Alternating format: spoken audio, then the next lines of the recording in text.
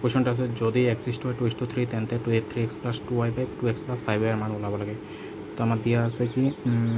x = y = 2:3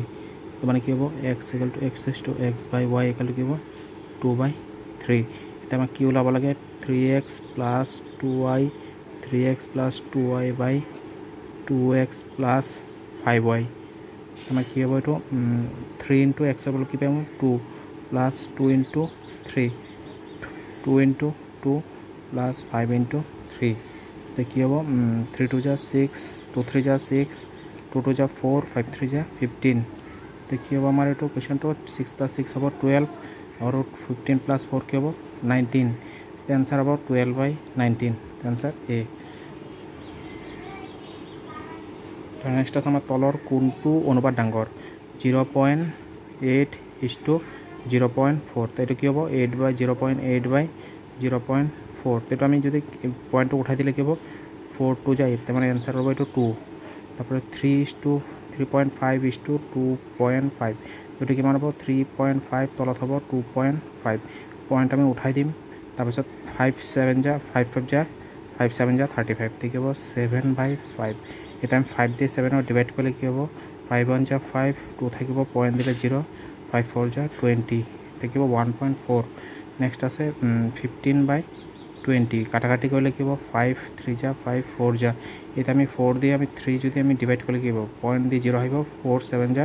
28 2 0 থাকিব 0.75 থাকিব 0.75 আৰু হৈছে 4:7 মানে 4/7 7 দিয়ে আমি 4 ডিভাইড কৰিলে কি হ'ব পয়েন্ট দিলে 0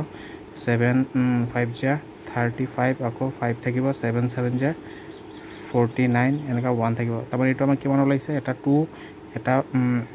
1.4 এটা ওলাইছে 0.75 এটা 0.57 আটাইতকৈ ডাঙৰ হ'ল 2 তাৰমানে ৰেচিঅ' কোনটো ডাঙৰ হ'ব এইটো 0.4:0.8 0.8:0.4 তো নেক্সট আমাৰ কুৱেশ্যন আছে 730 টকা 6% সুতৰ হাৰত 300 দিনৰ সুত হৈছে তো ইয়াত আমাৰ পি কিমান আছে ইয়াত আমাৰ পি আছে 730 আৰু আৰ আছে কিমান আছে 6% আৰ আছে 6% আৰু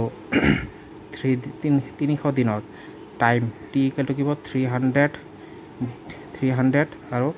দিনত আছে তাৰমানে এইটো 1 বছৰত নিলে কিব ডিভাইড বাই 365 তাৰমানে আই ইকুৱেল টু কিমান হ'ব পি আৰ টি বাই 100 তো কি হ'ব